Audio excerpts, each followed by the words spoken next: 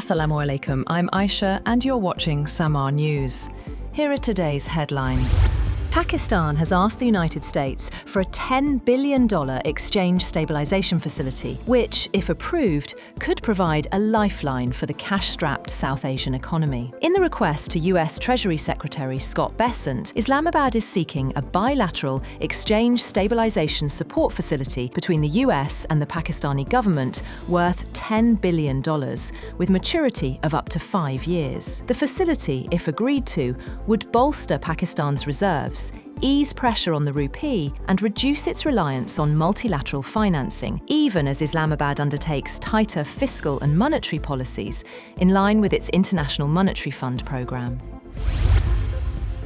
The US military has ended its latest strikes on Iran, marking the 11th consecutive night of attacks. US Central Command said the strikes targeted Iranian military centers, drone facilities, aircraft hangars, and logistics sites to reduce threats to shipping in the Strait of Hormuz. The US Central Command said in a statement that its assets also targeted Iranian maritime capabilities to further degrade Iran's ability to threaten commercial shipping in the Strait of Hormuz. It said the strikes lasted about 75 minutes late on Tuesday. US Defense Secretary Pete Hegseth has told lawmakers that the US war in Iran has cost $37.5 billion, while urging Congress to approve more funding. He warned funding shortages could impact military readiness, while lawmakers criticised the administration over its handling of the war. Hegseth told lawmakers at a hearing in Washington that the $37.5 billion included certain aspects of the war, as well as anticipated costs through September 30th. The Pentagon says 18 US troops have been killed and about 430 injured since the conflict began, as Trump continues to threaten further strikes on Iran.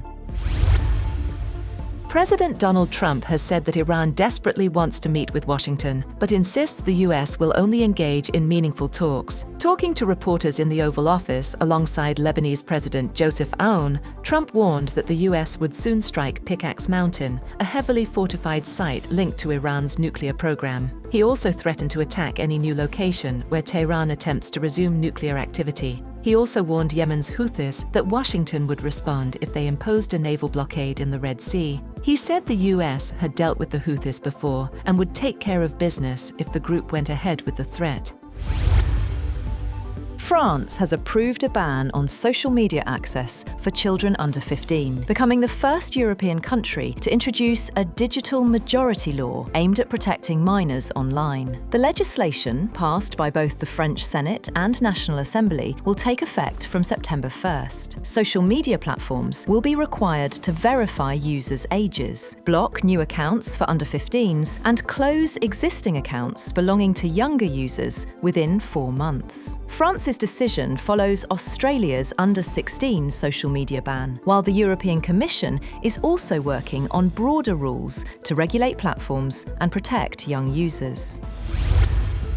Mayor Zohran Mamdani has admitted that New York City cannot independently enforce the International Criminal Court's arrest warrant against Israeli Prime Minister Benjamin Netanyahu without federal government support. Mamdani, who previously pledged to arrest Netanyahu if he visited the city over alleged war crimes, said his administration reviewed legal options but found that only the federal government has the authority to act on the warrant. He said in a video posted on social media that his administration reviewed every avenue available under applicable law to determine whether New York City could execute the International Criminal Court's arrest warrant if Benjamin Netanyahu came here.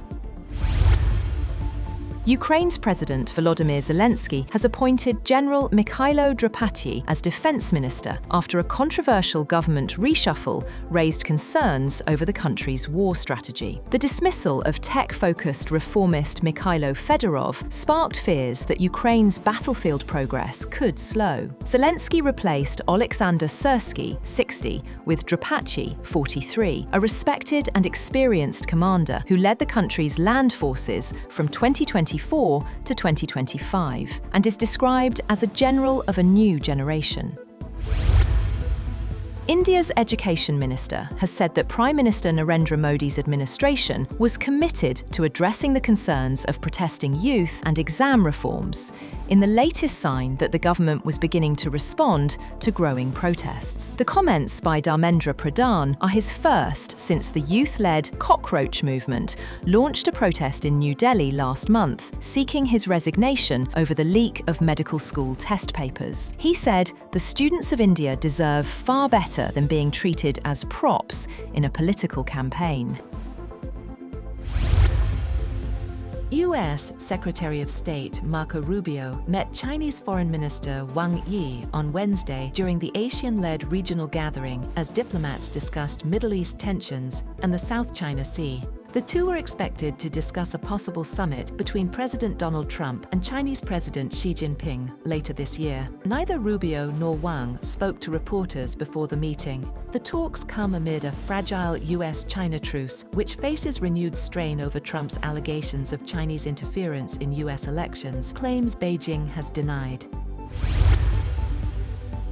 Oil prices rose to near 6-week highs on Wednesday as escalating US-Iran hostilities and fresh threats to shipping routes fueled concerns over global energy supplies. Brent crude climbed 2% to $92.85 a barrel, while US West Texas Intermediate gained 2% to $86.01 after US strikes on Iranian targets and Iranian attacks on US facilities in Bahrain, Kuwait, and Jordan. Markets were also rattled after Yemen's Iran-aligned Houthis threatened vessels carrying Saudi oil through the Bab el-Mandeb Strait, raising fears of further disruptions to global crude shipments.